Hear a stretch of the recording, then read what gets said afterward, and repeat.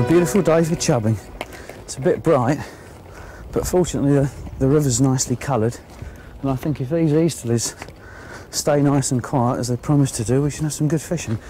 This is a lovely part of the Wensum here, between two bends. There's long straights and there's plenty of chub right in the middle of the river at this time of the year. I think what we're going to do is introduce some balls of mashed bread into the head of several runs. This has the effect of bringing any of the groups of chub which are split up usually along the straights up into the desired spot.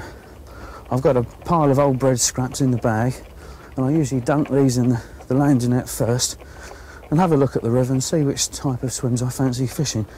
As the water's still running a bit cold after the easterlies, I fancy quiver tipping. I bought both rods, but what I'm going to do is start quiver tipping with a static bait, bread flake, and I've got some cheese paste as well.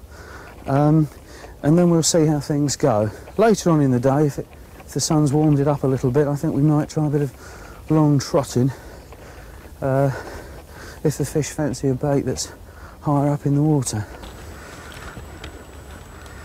Yes, I think I'm going to start here.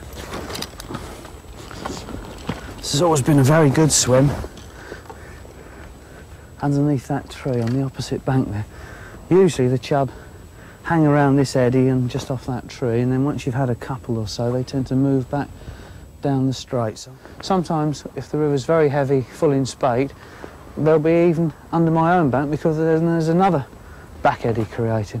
But I think today we'll stick with the main flow and start putting some mashed bread in. I've got a bag here of all the old bread scraps.